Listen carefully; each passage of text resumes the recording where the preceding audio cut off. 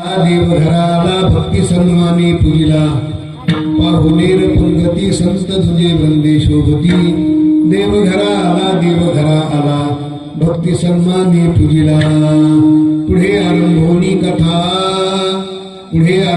कथा बुक्का माळ गंगाक्षदा देवघरा आला भक्ती सन्माने पूजिला निळामणी ब्रह्मानंदे नाचती उभयता आनंदे देवघरा आला भक्ती सन्माने पूजिला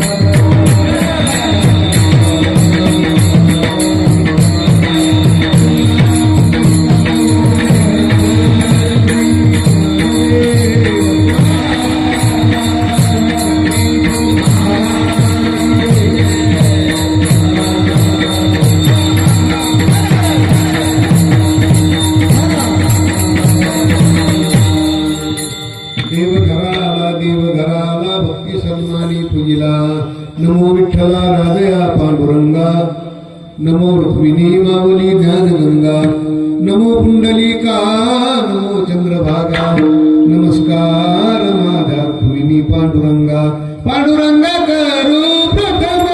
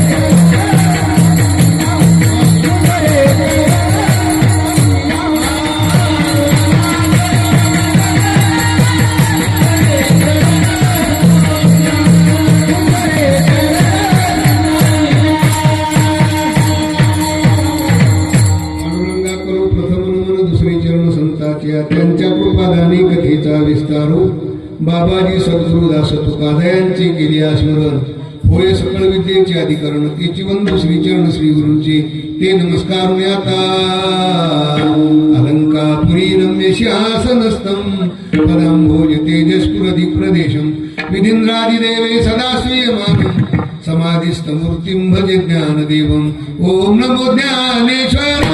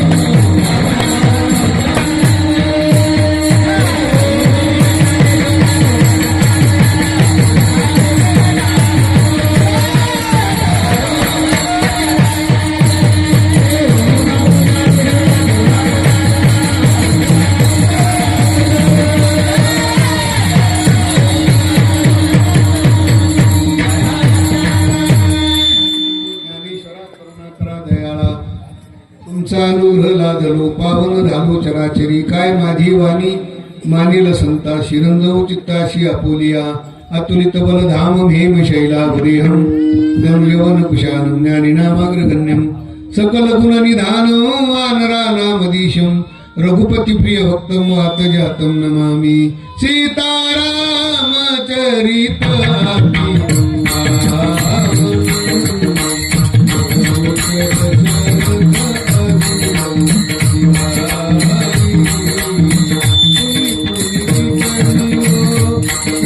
सुनाई पुनि पुनि कितनी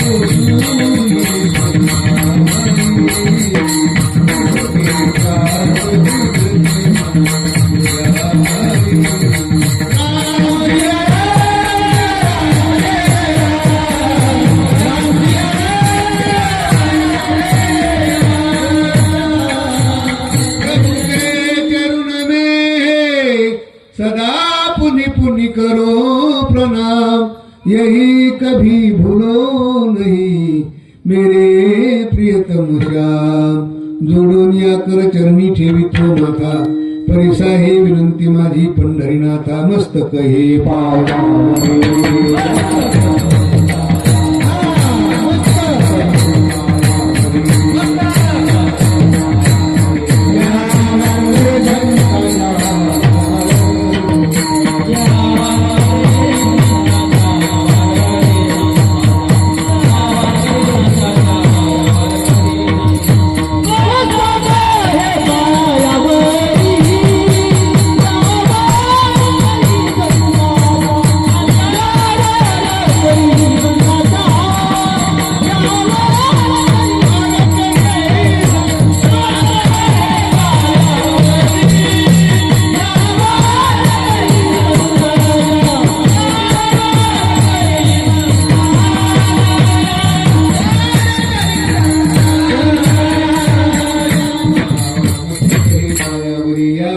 संताच्या कर जोडितो कथे कारी कर जोडितो कथे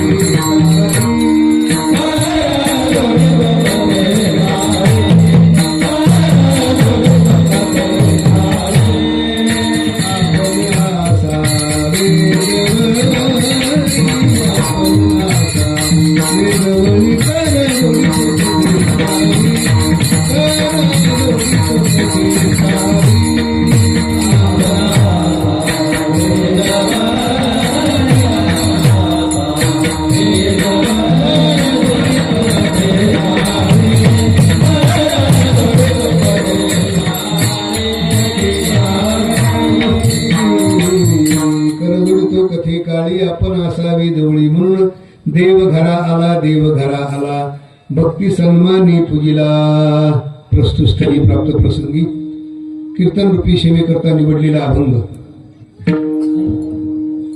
जगद्गुरु तुकाराम महाराज यांचे पटशिष्य निळोबारा यांचा सुंदर असा अभंग असून सगळ्याच्या पाठातला अभंग आहे आणि सर्वांचा परिचित अभंग आहे विठ्ठल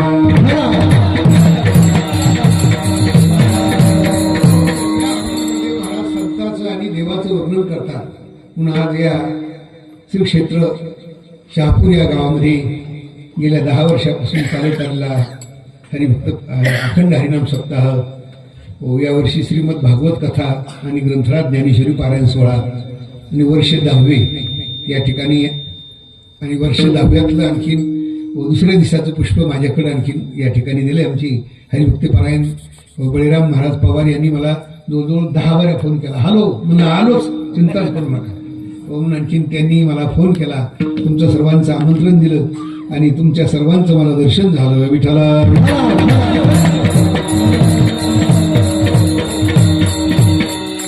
महान तपस्वी आणि ऋषी महाराज यांचे आणखीन आणि हरिभक्ती पारायण जगद्गुरु तुकाराम महाराज यांना 375 वर्षे झालीत वैकुंठ गमनाला जाऊन आणि ज्ञानेश्वर महाराजांना देखील आणखी खूप हा योग बघ आपल्या सप्ताहातला कारण या वर्षासारखा योग कुठला नाही ज्ञानेश्वर महाराजांना देखील तुकाराम महाराज नामदेव महाराज आदी करून ऋषी महाराज या ठिकाणी समोर आहेत या सर्वांच्या आशीर्वादानं भगवंताच्या निश्चिम कृपेनं संपूर्ण गावकऱ्यांच्या आणखी सहकार्यानं आणि गुरुजन मंडळीच्या उपस्थितीमध्ये हा सप्ताह संपन्न होत आहे आणि त्यातील दुसऱ्या दिवसाची सेवा माझ्याकडे आली आहे या कार्यक्रमाकरता आवर्जून उपस्थित असलेले श्री हरिभक्ती पारायण आपल्याच गावातील एक अभ्यासू व्यक्तिमत्व आमचे माने महाराज या ठिकाणी उपस्थित आहेत त्यांना वंदन करतो तसेच आता ज्यांची चाल झाली ते गायनाचार्य हरिभक्ती पारायण आदरणीय ज्ञानेश्वरजी महाराज काकडे आणि हरिभक्ती पारायण लक्ष्मण महाराज वनवे भोमरे वा सुंदर त्यांनी चाल गायली त्यांना देखील वंदन करतो तसेच मृदंगावर ज्यांची थाप आहे ते आपल्याच गावातले एक वैभव ज्यांनी पूर्ण महाराष्ट्रामध्ये नाव आलं आणखी प्रसिद्ध आहे असे गोपाल महाराज या ठिकाणी उपस्थित आहेत त्यांना देखील वंदन करतो तसेच हरिभक्ती पारायण आमच्या दुबारे महाराजांची ही संस्था विद्यार्थ्यांना आणखी वंदन करतो तसेच हरिभक्ती पारायण आदी करून हरिभक्ती पारायण गजानन महाराज वा सुंदर कथाकार आहेत त्यांना देखील वंदन करतो माझ्याबरोबर राहिले हरिभक्ती पारायण विनोद महाराज शेजूळ आहेत आपल्या गावातील थोर गायक विठ्ठल महाराज आहेत हरिभक्ती पारायण लक्ष्मण महाराज आहेत संतोष महाराज आहेत वा वा हे समोर बसलेले सर्व महिला मंडळ पुरुष मंडळ तळेकर महाराज आहेत सुखदार महाराज आहेत. वा वा वा. हे सर्व खूप खूप गोड वातावरण आहे आणि तुमच्या सर्वांच्या अधिपत्याखाली या ठिकाणी मला ही तारीख मिळाली. माझे जे यजमान आहेत ते काय काय नाव आहे त्यांचं? वा वा. मदन मुकुटकर. वा वा. त्यांनी माझं यजमानपद घेतले. आता वाटेला वस्त्र त्यांनी इथे हजर राहायचं बरं का, नाही तर त्यांनी कीर्तन व्हायचं जायचं निघून राहायचं. वा. विठ्ठल.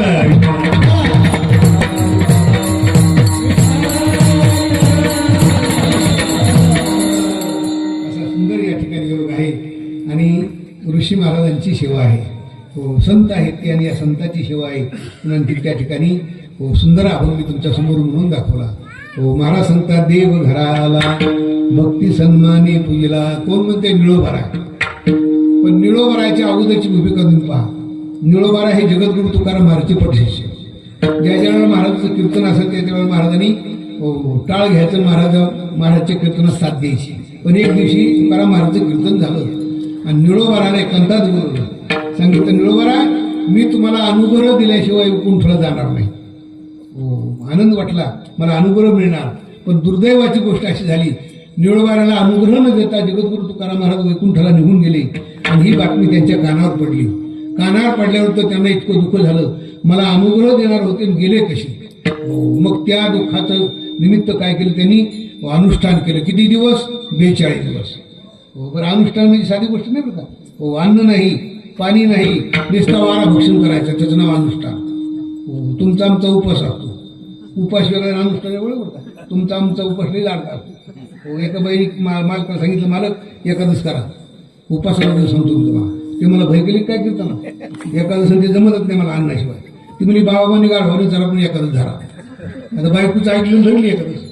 बरं, आपली एकादश लई लाडकी. अशी कशी एकादश धरणं? मन मोकाट गाढव चरणं, शब्दाना तळ केळं, या नाही बसला मिळ, शेवटी घातला चहाचा गोळ. अशी कशी एकादश करणं? मग काय दिवसभर शब्दानं काय केळं खात, रताळू खात कमी झालं तरी असं तरी करायला संध्याकाळी चक्र घ्यायला लागले. ते बायकोला मला घर फिरल्यासारखं झालं नव्हतं. ती म्हणजे करता काय ते मला काही कर, पण थोडं पिठलं भाकर करून ती म्हणजे दिवस रू त्या उपास केला थोड्यासाठी कशाला मोडीचा. ते मला दिवस रू देणार होता ना, आता अंधार पडला आणि एखादं जाणं तुमची आमचा उपाशी. पण महाराजांनी कसा केला? व्रत एकादशी करी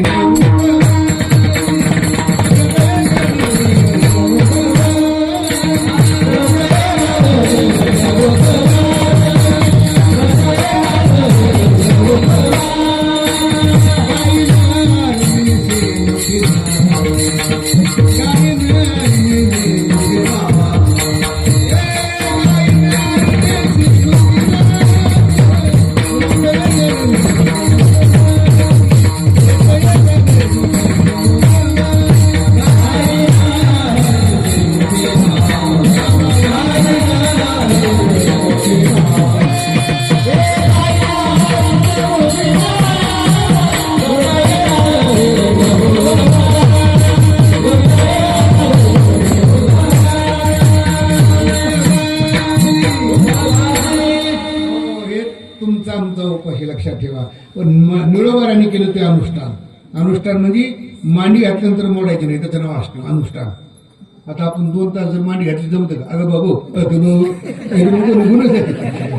पण 42 दिवस मांडी मोडली नाही निळोबाराने आणि सारखा तो तुकाराम तुकाराम तुकाराम. तुकाराम महाराज नाही आली, पण साक्षात भगवान त्या ठिकाणी आली. चतुर्भुज मूर्ती निळोबारासारखं उभं राहिली. निळोबाराला आणखी बोलवलं, ओ निळोबारा मी आलो. महाराजांनी काय सांगितलं? हो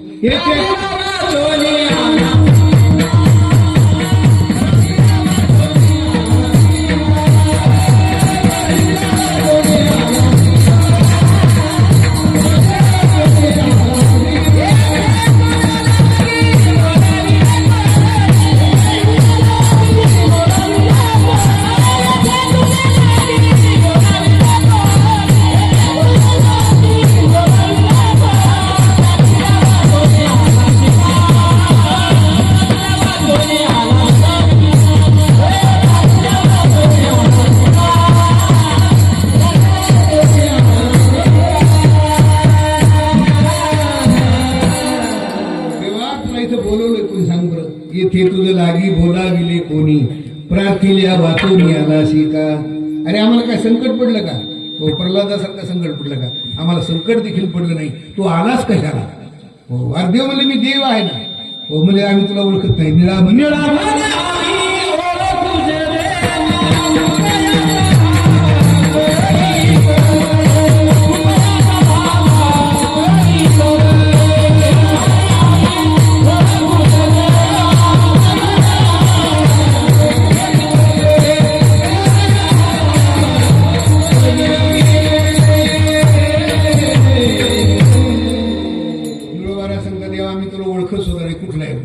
आणि मी देवेन देव याजसाठी जग याजसाठी व्यासेही अमुपर्यंत गेले. दयापासूनच कळ महिमंडळ हे झाले. एवढा मोठा परमात्मा समोर उभा राहिला आणि निळवारा सांगता आम्ही तुला ओळखत नाही.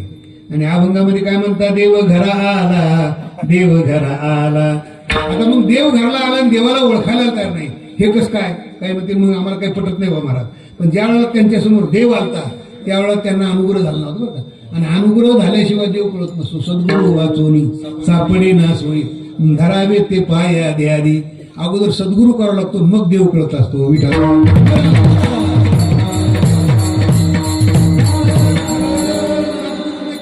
देव नका, देव कळत नाही, लक्षात ठेवा. म्हणून आणखीन देवाला ओळखायला तयार नाही. हो, मग देव म्हणजे काय करायचं? म्हणजे आम्हाला फक्त तुकाराम महाराज पाहिजे. तुकयाचा धावा करीत हो. देव परत गेले. हो, आणि देवानी तुकाराम महाराजाला पाठवून दिलं. काय म्हणते मग वैकुंठाला गेल्यानंतर खाली कशी काय आली? एकदा दोनदा आले ते, 2-3 वेळा. त्यांच्या पोरीला कळलं की तुझे बाबा वैकुंठाला गेले. तिने मोठ्याने टाव फोडा, बाबा गेले कोण्या गावा.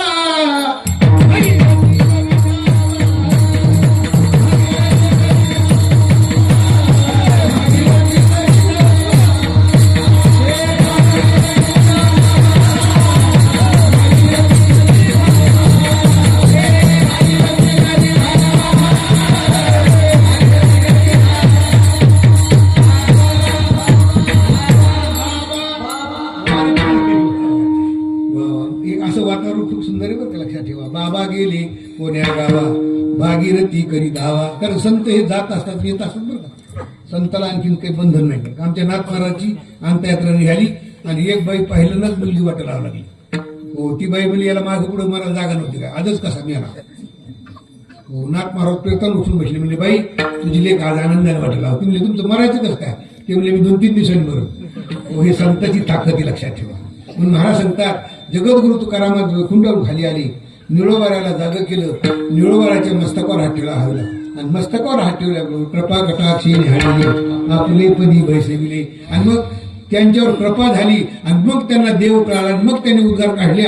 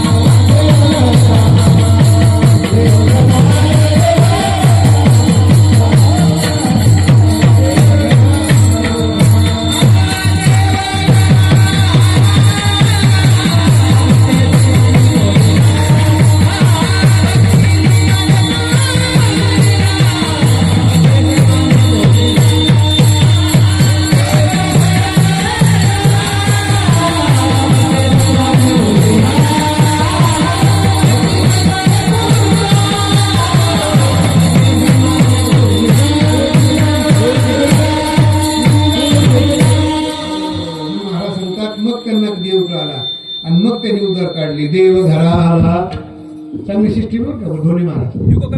विको कमी करा आणि आवाज कडक करा, कारण सिस्टीमचं नाव घ्यायचं राहिलं ते लवकर द्यायला.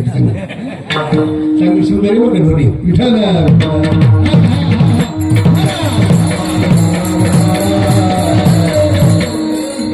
खेळ सगळं सिस्टीमवर आलेला आहे. सुंदर सिस्टीम लक्षात ठेवा. यांना आवाज द्या, सगळ्याला आवाज द्या.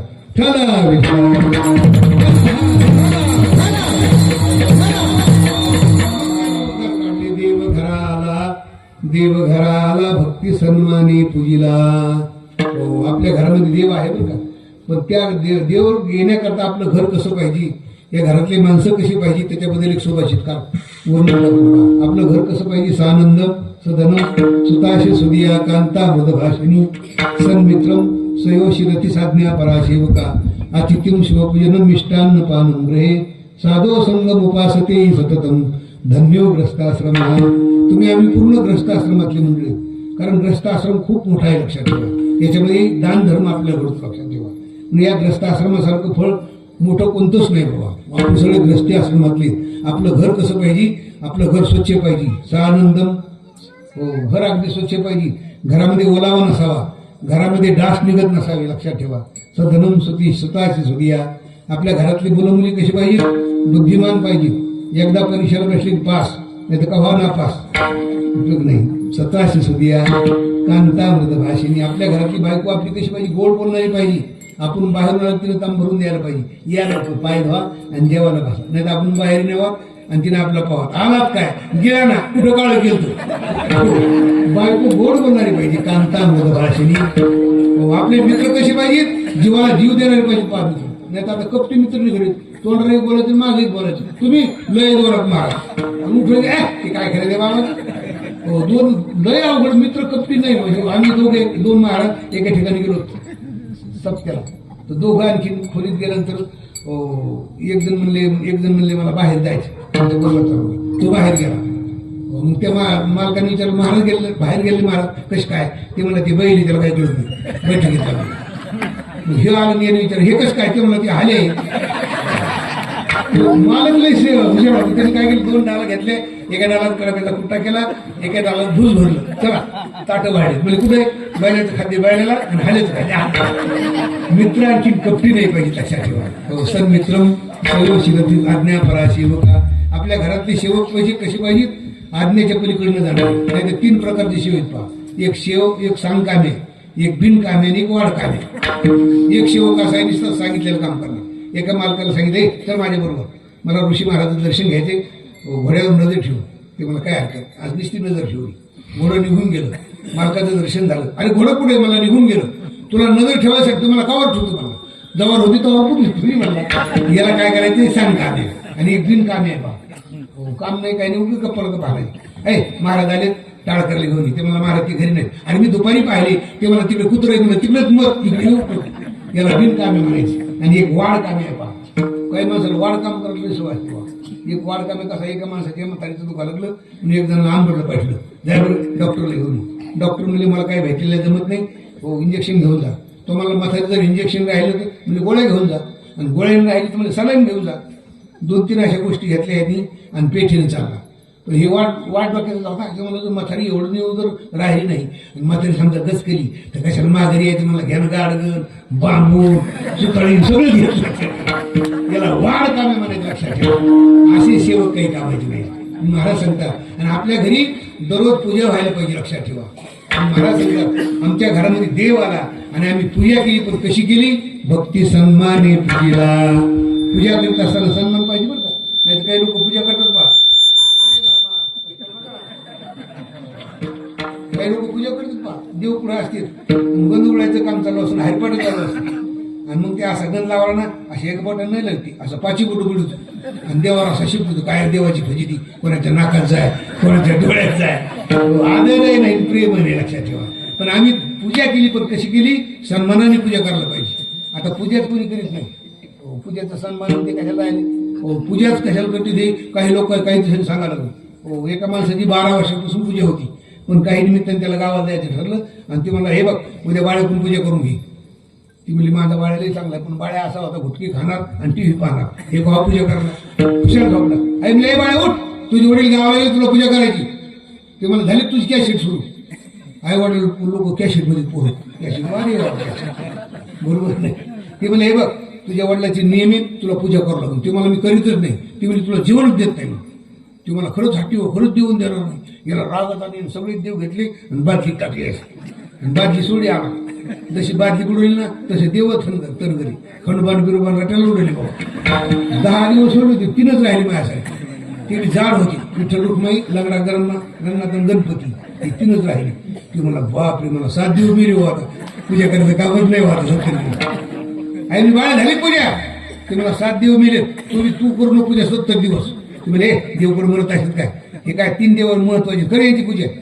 ती मला इतकी कटकट करते पूजाच करतो. रुसूनच जात मला सासरवडला. गेला सासरवडला पण त्यांना सुतूक पडलेलं होतं. जसा इष्टून उतरला तसा लांबूनच सासरवड पाहा. ती म्हणजे बरं झालं बाया बबिचनावर आमच्या देवाची पूजा तरी केली. ती मला मिळवल्या जावं लवकर आणखी पूजा करा आमच्या देवाची. ते मला पूजा जमतच नाही. ती म्हणजे जशी तशी करायची काय करणार. ते मला करावं आता काय करायचं. कपडे काढले ब्राह्मणासारखं जाणवं होतं. पुढं देव मांडले, अगदी पूजा रंगात आली. पण एक शेजारी म्हणजे अगं बाई कुठाला बामणी करू. ती म्हणजे बामण नाही बबी जनावर आहे. तुम्ही अगं बाय चांगली पूजा केली असं करा, तुमचं झालं का आमच्याकडे पाठवून द्या. शहा पेते पूजा करते मला. ते मला जीवन देतो रस्त्यात नाही करा. 10% कुठे उडी टाकणार त्यावेळी मला अजिबात देऊ द्यायचं नाही. 2000 पगार घ्यायचा आणि 2च आमचे कामं करायचे. ते मला अगोदर काम सांगा. तेव्हा आमच्या देवाची एकदा सकाळी पूजा करायची आणि एकदा संध्याकाळी करायची. हे सन्मान आहे का साक्षात लक्षात ठेवा. पण महाराज सांगतात आणि भक्तीमध्ये प्रेम नसन आणि सन्मान नसन तर काही उपयोग नाही. म्हणून महाराज सांगतात आमच्या घरी देव आला आणि देवाची आम्ही षडोपचारी पूजा केली. हो इतकी पूजा केली देव संतुष्ट झाले आणि मग देवाला आम्ही पाहुणचार केला अभंगाच्या दुसऱ्या.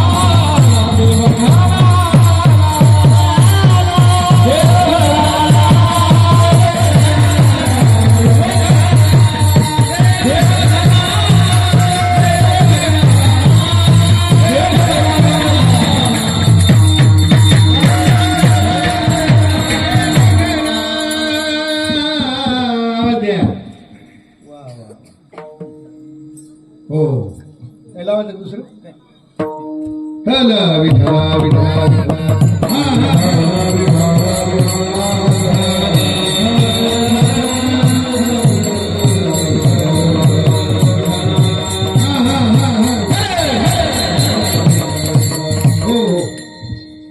आणि मग देवाची आम्ही षडोपचारी पूजा केली.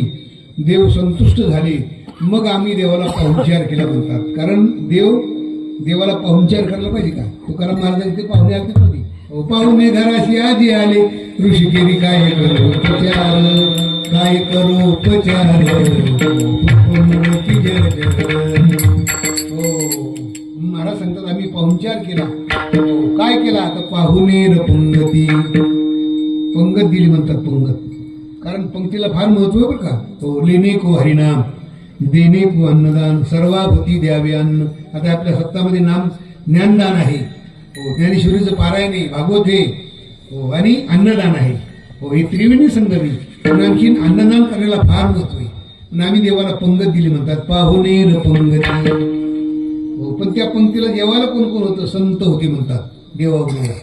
काय म्हणते कोणते संत होते? संत तर खूप आहे जगात. गंध टोपी माळा देवाची गबाळे, वाघबीती ओंगाळ पोटासाठी. किती का संत आहेत. एक माणूस मला, महाराज आमच्यातल्या संताला घेतला असं. तुमच्यातले संत काय करतात? ते मला आमच्यातले संत गायन करतात. पण महाराज सांगतात, गायन करीशी परी गायक होशी, वैष्णव होशी अरे जना. आता हे गायक आहेत पण वैष्णव नाही होतात. वैष्णवाची व्याख्या वेगळी. दुसरा मला, हो महाराज आमच्यातल्या संताला घेतला असं. म्हणलं ते काय करतात? ते मला आमच्यातले संत कीर्तन करतात. पण महाराज सांगतात, करिता कीर्तन नव्हते संत. आता मी कीर्तनकारी पण संत नाही बरं का. संताची व्याख्या वेगळी. दुसरा मला, महाराज आमच्यातल्या संताला घेतला असं. म्हणजे काय करतात तुमचे संत? म्हणजे आमच्यातले संत कवित्व करतात. पण महाराज सांगतात, करिता कवित्व नवती संत. कवित्व कधी करतो? मी करतो. कृष्ण म्हणे अर्जुना, लावा तंबाखूला चुना, करुणे बिडीची वासना, तिने खोकला येत तशी झाली. कांद्याची पात, ब्रह्मदेवाची नात, जे नाही खाती येडी जात गाऊ धावा. कवित्वाला काय लागतं हो? तुमची आमची करू सोडा.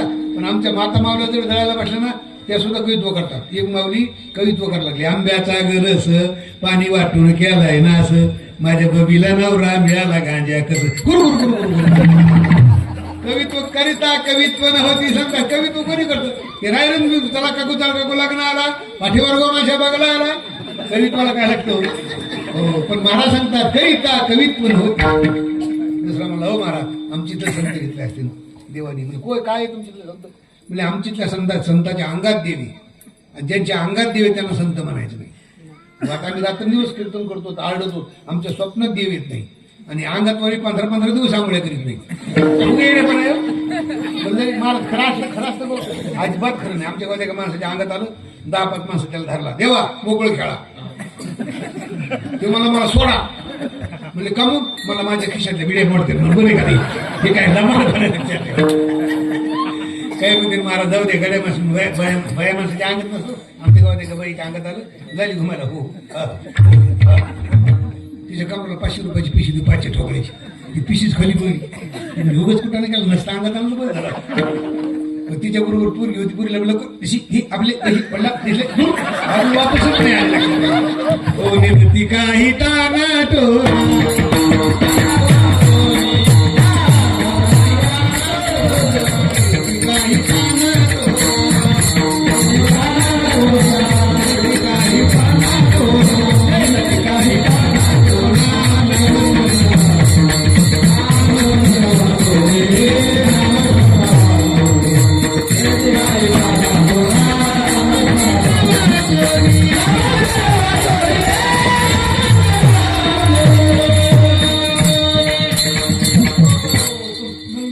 कोणते संत घेतले देवाने देवाबरोबर?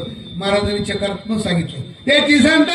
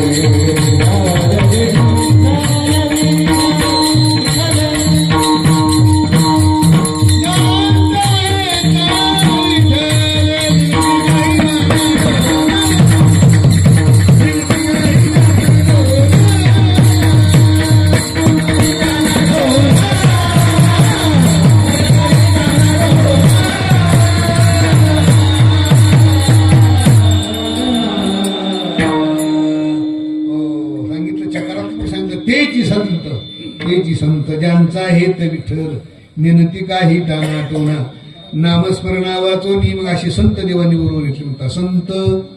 आणि दुसऱ्या बाजूला कोण घेतले द्विज. द्विज म्हणजे कोण? ब्राह्मण. आता द्विज का म्हटला? यांचा द्वंद्वा जन्म होतो बरं का, लक्षात ठेवा. त्याच्यामुळे त्यांना द्विज म्हटलेलं आहे. हो काय म्हणते मग वारकऱ्याचं ब्राह्मणच कसं काय जमलं? पण देवाला जसे संत प्रिय आहेत ना तसे ब्राह्मण देखील प्रिय आहेत. किती प्रिय आहेत यामध्ये मोठा दृष्टांत पहा. त्या भृगु ऋषीने भगवंताला लात मारली. लात मारल्याबरोबर लक्ष्मीला राग आला. लक्ष्मीला शाप देऊन टाकला. इतके जर तुम्ही उन्मत्त आहात ब्राह्मण हो, पण तुम्ही आयुष्यभर भीत मागता पण तुम्हाला पुरणार नाही काही, तुमची तृप्तता होणार नाही. हा लक्ष्मीचा शाप आहे. पण देवाने सांगितले, हे बघ लक्ष्मी, तू जर त्यांना शाप दिला ना ते माझे प्रिय ब्राह्मण आहेत. त्यामुळे मी ती जी लाट मारली ना ती मी जतन करून ठेवील. माऊली सांगतात अजून पावलाची मुद्रा मी हृदयी वाहेगा सुभद्रा. अजून आता तुम्ही जर पंढरपूरला गेलात महापूजा जर केली तर त्या भृगु ऋषीने मारलेली लाट आता सुद्धा पाहायला मिळते. इतके मला ब्राह्मण प्रिय. एका बाजूला संत घेतले, एका बाजूला ब्राह्मण घेतले आणि मधी देव. काय आनंद असलो.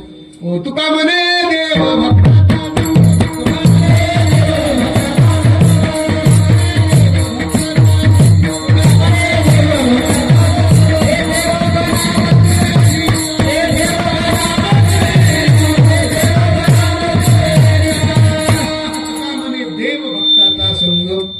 तेथे उभ नाम त्रिवेणीचा. मग आणखीन अशी पंगत वाढली. आणखीन सगळ्याला आणखीन पाणी वाढलं. आणि मग पाणी फिरवल्याबरोबर सगळ्यांनी गर्जना केली. वदनी कवल घेता नाम घ्या श्री हरीचे सहजावन होते नाम घेता फुकाचे. जीवन करी जीवित्वान हे पूर्ण ब्रह्म उदर वरण नो हे दानी जे यज्ञ कर्म. कुंडलिका वरदे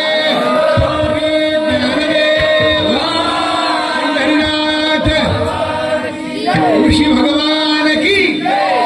बसा मी अजून बरंच उशीर जेवायला, काही चिंता करू नका. असे जेवण झाले आणि मग जेवण झाल्यानंतर 9 साडेनऊचा टाइम झाला. म्हणजे आता काय करायचंय? म्हणजे जेवण झाल्यानंतर घ्या झोपण. काय करायचं आता? काय करायचंय? म्हणजे आता कथा लावा. कथा ती कोणती कथा? अभंगाच्या 3ऱ्या चरणात.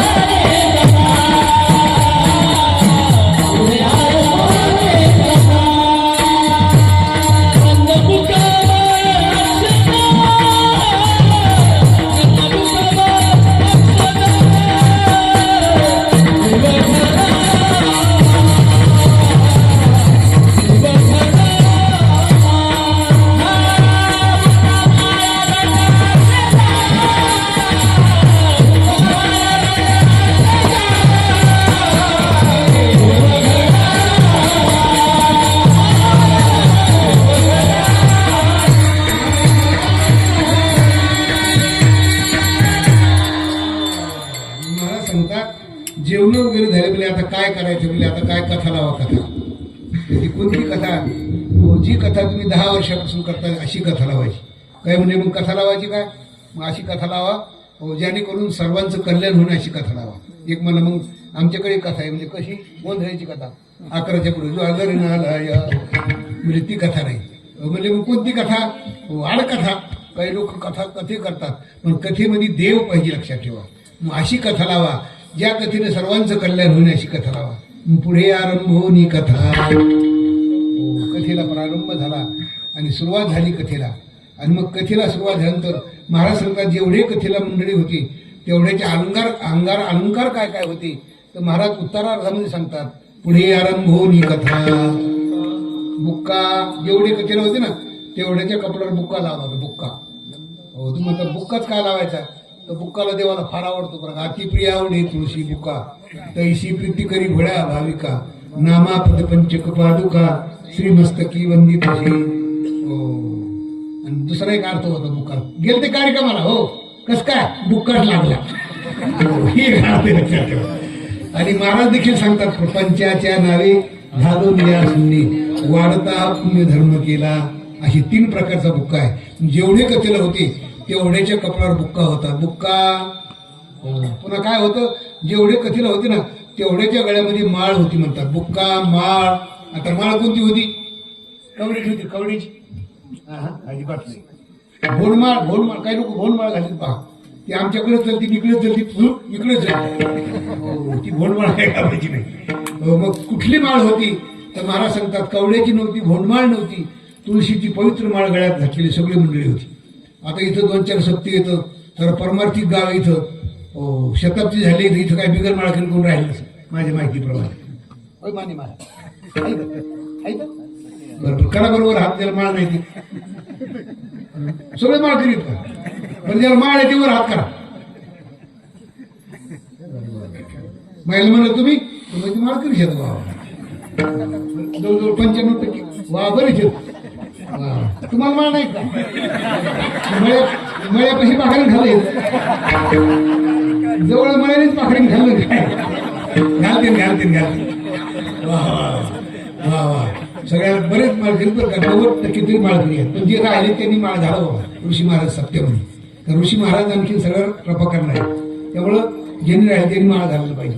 लोकांना माळ म्हणले की जमत नाही. मी हमेशा सांगत असतो, लोकांना माळ म्हणले काटा येतो. एका गावात मी सप्त्याला गेलो, रामकथा केली आणि ज्या घरी उतरलो त्या घरचं म्हातारा होतो 60-70 वर्ष. म्हणजे बाबा आम्ही येतो आता, पण माझी एक विनंती, तुमच्या घरी आम्ही अन्न खाल्लंय, तुम्ही माळ घाला. तुम्हाला म्हणतो ती मात्र काय म्हणला, महाराज माझं 75 वर्ष वय झाले आणि मला थोड्यासाठी काय पाठवू नका, मला कुठे पाठी ती होईल. मी त्याला म्हणलं तुमच्या नातवाला तरी घाला, ती नातूला दिली तर राहता. ते म्हणलं बाबा मी गेल्या वर्षी झाली राहतो, ती वळवळ करायला लागली. पण लक्षात ठेवा, आता जर तुम्ही या जन्माला आला आणि जन्माला येऊन जर माळ नाही घातली तर शेवटला मारावं लागते. लक्षात ठेवा. आणि मेल्यानंतर प्रत्येकाच्या मला तुळशीचं पान द्यावं लागते. हो, कारण त्याची आई बहीण जर अशी ना, ती ध्यान करून अशी माझ्या बाबाच्या तुळशीचं पान घातलं का, मी म्हणतो बिगर माळा करायला अंड्याच्या कातुळ्याच घालतो, त्याच्या बापाला तुळशी पान देऊ नका. पहिले कोणते लगेच बोलतो राहो, कशामुळे तुम्ही त्याला तुळशीचं पान म्हणतात, कशामुळे त्याला पवित्र करतात मळीला. तुम्ही आणखी भजन करा, त्याचं महत्व तुम्हाला सांगतो. विठ्ठल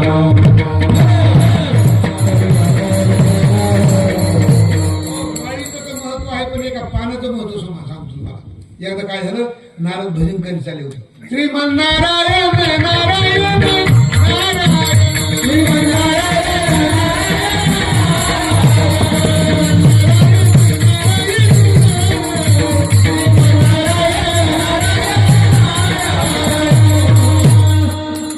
पवित्र दिवस बरं का. ऋषी महाराजच्या दरबारात तुम्ही सगळ्यांनी म्हणायचं. आम्ही भजनी मंडळ पुढवून, नंतर पुरुष मंडळी, नंतर महिला मंडळ. ज्यांचा आवाज उंच निघेल त्यांचं भगवान कल्याण करेल, ज्यांचा कमी निघेल त्यांचे जरा उशिरा करेन. बघू आता कोणाचा आवाज उंच निघतो. आम्ही भजनी मंडळ श्रीमन्नारायण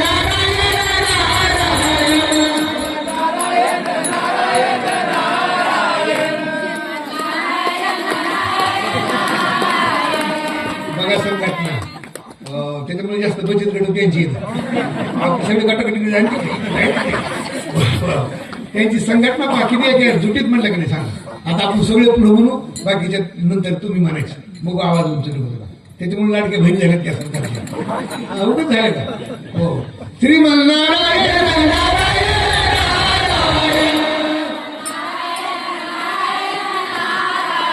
श्रीमन्नारायण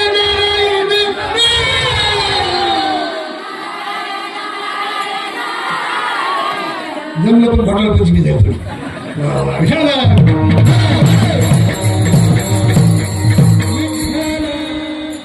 एकदा नारद भजन करीत चालले असताना सत्यभामी सांगितलं, हो नारदा इकडे यावर लिखा, कृष्ण परमात्मा आम्हाला खूप आवडतो. या जन्मात तो नवरा आहेच, पुढच्या जन्मात हाच नवरा मिळाला पाहिजे. काय पुण्य करावं लागेल? नारद म्हणले या जन्मात हा नवरा दान द्यावा लागेल. नवरा दान द्यावा लागेल कोणाला? साधू संताला. नारद साधू कुठं असतात हो? नारद म्हणले मी साधू ना, ती येतील भोनी गमन नारदा.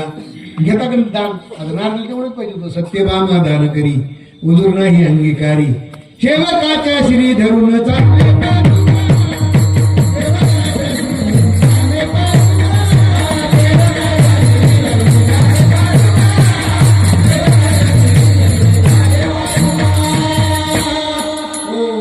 घेतल्याबरोबर नारदाने आपल्या देवा पायातल्या खडावा नारदाने देवाकडे दिल्या आणि देवाने त्या अशा डोक्यात घेतल्या, संत जाती हरी कीर्तना त्यांच्या वाहिन मोची वाहना. मग देव पुढे नारद पाठी मग पुढं मागं बघू नका देवा पुढं. बाकीचे श्रीरंग हो नारदा काय भानगडे. नारद म्हणजे अजिबात बोलायचं नाही, आजपर्यंत तुमचा होता आता तो आमचा झालाय, आम्ही तो दान घेतलाय. कोणी दान दिलं. नारद म्हणजे विचारा तिला, ब्राह्मण सखीने ऐकून वाणी, ब्राह्मण सखीने ऐकून वाणी, अर्पण केले शारंग पाणी, उठा की चला रुक्मिणी तुम्ही स्वस्त कशा बसल्या, उठा की चला. आणि मग तिचं नाव ऐकल्यावर 34 जागा झाला. ती सगळ्या एक दोन 16,000 60 बायका होत्या. काही लोक म्हणते बापरे देवाला इतकं बायका होत्या का. आम्ही एखादी डबल घेतो तुम्हाला खबर नाही भाऊ.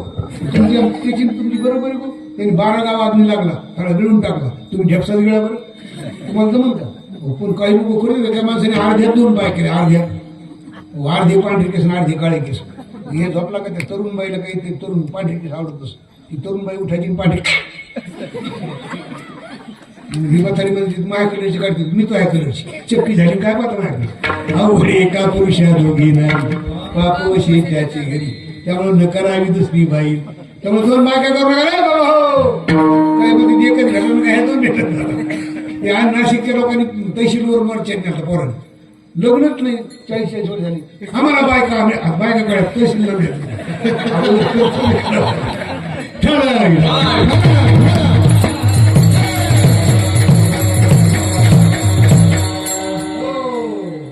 एक करून 16,100 बायका. हो त्याच्यातली आणखी इतकी गर्दी. 2 बायका द्या वगैरे. एक गावाची देवबाप्पा होती बाण मग लेगावची वाडी 10 पट लोकांनी देवा तुम्हाला काही जीवन मिळेल करा डबल किंवा नको खरा देवा चांगला असते. केली काय डबल बायको केल्याबरोबर असा क्रेज झाला. पण हे जेवायला म्हटलं दोघी भांडणं काढायचे कशावर कशावर कशावर. आणि मग बाहेर आले देवबाप्पा. ज्या लोकांनी बाईक करून दिली तीच लोक म्हणतात देवालाच खराब झाले लय 2 लोक. आम्हाला एखाद्या गावाला कीर्तन द्यायचं असं आणि त्या गावाला एकच गाडी असतात आंबरसारख्या ठिकाणी. मग ती गाडी लागली आम्ही पिशी घेऊन पडतो. पण काय केलं कधी बाप आहे चांगली दुसऱ्या गाडीने जा मारतात का आणि आपलं खाली उतरवते. खाली उतरत गाडी निघून जाते. तेच लोक कोणाकडे बाबा गेले नाही काय इतके 2 लोक करून दिली हेच लोक आठवले. त्याच्यात एक जण मला देवा घालू नका तुम्हाला माडी 2 ताळाची म्हणजे हो. एक जण वर ठेवून एक जण खाली ठेवून. वरची होती पंचायत पाहून खालची होती तारखी होती. 2 पौर्णिमा आल्यामुळे तिथीचा क्षय झाला. वरून देवा खाली गेली. वर्षी म्हणजे कुठं चालला म्हणजे आज तारीख बदलली. ती म्हणजे 2 पौर्णिमा पंचायत पहा खाली म्हणजे पौर्णिमा माहित नाही येतात नाही खाली. वरची म्हणजे बरं जाबर कधी जाते तुम्हाला दाखवते पंगाने. वर्षीने असं मागं बागडे केलं ना असं पाठी खालची खाली वाढायची वरची वर वाढायची. खालची अशी जाड होती असा झटका मारला. दोघं पटकीन खाली. एक जण आणखी म्हातारी चालली होती देवा सक्रात कशाला तुझे डोळे गेले काय. दरवर्षी तरी एक असती पण 2 आल्या. एका पुरुषा दोघी नारी पापवशी त्याची घरी. इतका करता झाला. नारद म्हणले महाराज सांगतात असं आणखी अवघड असं 2 बायका.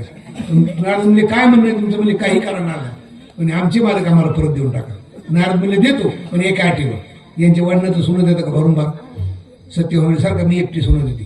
कारण सत्यभामी सोनं करून कमी नव्हतं. हो सत्यभामीने काय केलं एक पार्लर तयार केलं. एका पार्लरात भगवंताला बसवलं आणि दुसऱ्या पार्लरात पूर्ण सोनं टाकलं. पण एक केला अवघ्या मिळवणी सुवर्ण भार भार देवोनी उठा की चला. हो आणि मग सोनं झालं तर देव काही खायला पाहिजे. कारण सत्यभामा सोनं कमी नव्हतं. सगळ्या वस्तू होत्या. चप्पल हार बूट हार बूट हार बरं जरी सगळ्या वस्तू अशी पोट भरून नाही माहिती. एका बाई सगळे दागिने होते तरी मालकर म्हणजे एखादा दागिना आणाच आणि तुम्हाला सगळे आणले इडे काय नाही जाऊन पहा जालन्याला जाऊन पहा. गेला जालन्याला हो दागिने द्या. हो म्हणजे पहिली यादी दाखवा ज्याचे ते पूर्ण दागिने तुम्हाला दिले. आमच्याकडे दागिना शिल्लक नाही. ते मला तुम्हाला काय करायचं पैसे घ्या पण दागिने द्या. सोन्याला राग आला. सोन्याने काय केलं एक सोन्याचा गोळा तयार केला असा मध्ये छिद्र पाडलं. एक दोरी आतमध्ये घातली वर गाठ बांधली घ्या दागिना. म्हणजे हे कोणतं दागिना आहे म्हणजे हे सर्व दागिन्याचा राजा आहे. कुठं झालं तुम्ही ते बायकोच्या गळ्यात झालं तर काय पाहतं माहिती. आणला तो दागिना घरी लगे बाईनले गळ्यात. बाईन गळ्यात घातल्या घरी बसून राहील का. एखादी वस्तू केली कोणी जर विचारलं त्या बाईला करमत नसतं. एका बाईने मालकाला भाडून 5,000 साडी घेतली सगळा तिला अंगावर घातली तिला कोणीच विचार नाही कर्मच ना तिला उगाच घातली कोणी विचार नाही आणि काहीच फायदा दारी कुत्री होती कुत्री शक्रच पाय गेला कुत्री काय पाय तुम्ही म्हणजे 5,000 दिले आता शिक कर्मा लागलं बघा कुत्री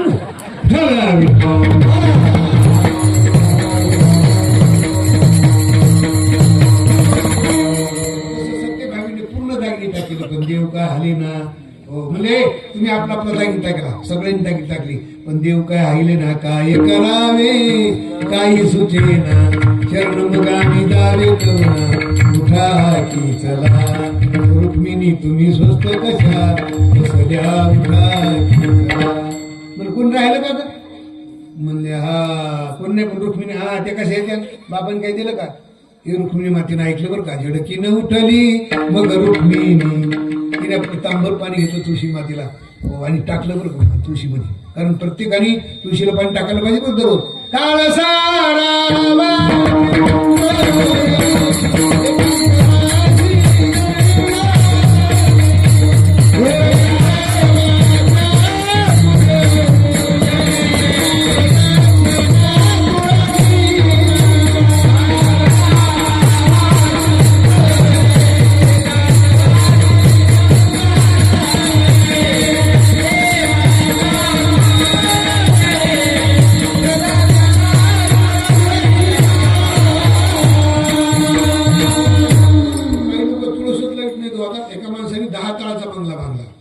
मला उद्घाटन करायला लिहिलं मी आपल्या रेव्हिन्यू कंपनीने सांगला तो महाराज याला किचन रूम म्हणतात महाराज याला बाथरूम म्हणतात महाराज याला धिंगाणा घालायचं रूम म्हणतात महाराज याला दारू प्यायचं रूम म्हणतात आणि म्हणलं तुळस ते मला वर तीवर तिला अगोदर झाला करा पुढे लक्षात ठेवा मी काय केलं तुळशी मातेला आणखी प्रदक्षिणा घातली रुक्मिणी मातेने झडकीनं उठली मग रुक्मिणी तुळशी पत्र हाती घेऊन तुळशी पत्र पारडे ठेविता माधव झाला बरोबरीचा उठा की चला आणि पान टाकल्याबरोबर एकदम पारड खाली गेलं बाकीच्या स्त्रिया म्हणजे आपली बोली काय यांच्या वडनं सोनं द्यायचं हे जास्त सोनं झालं काढा सोनं काढा अजून काढा जायची काढा काढा पूर्ण सोनं काढलं बाबा एका पारड्यात देव आणि एका पारड्यात एक तुळशीचं पान गतीन प्रता प्रभू साक्षी निवास शरणम सुर प्रलय प्रलय स्थान निधानम विदमुख एवढा मोठा भगवान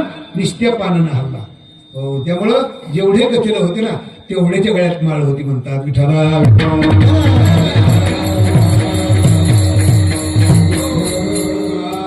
माळ गंध होता म्हणतात गंध आता गंध कोणता होता गोपीचंदनाचा होता बरं का हो लक्षात ठेवा गोपीचंदनाचा गंध लावायला पाहिजे लक्षात ठेवा हो मी नाही सगळे साधू संतांनी सांगितले गोपीचंदन उठी तुळशीच्या माळा हरविरवती गळारे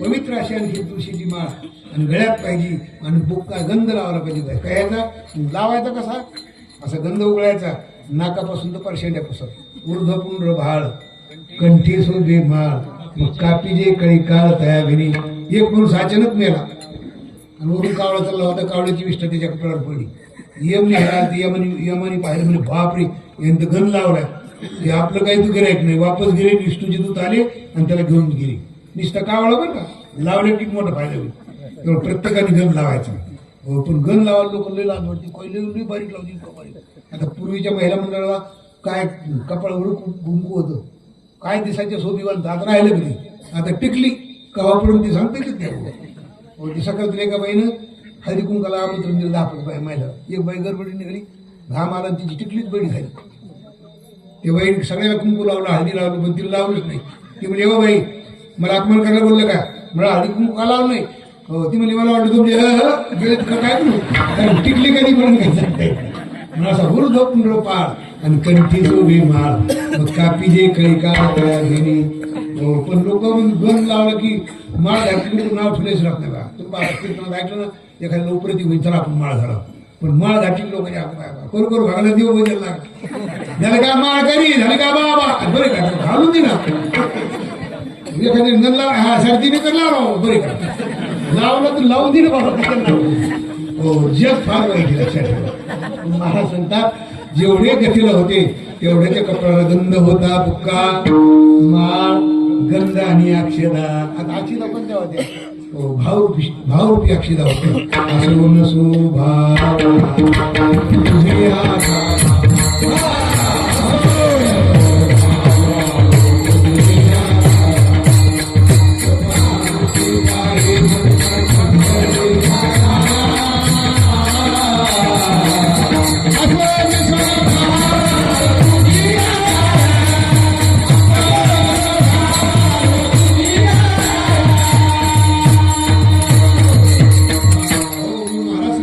तुझे आणखीन त्या कथेमध्ये आणखीन सर्व आणखीन अलंकार घातलेले मंडळी होती.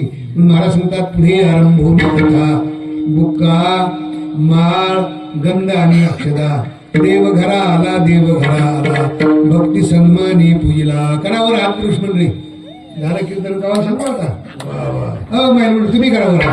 वा वा वा वा वा राहून दे. आज मी आता चहा पिणे तुले हरी का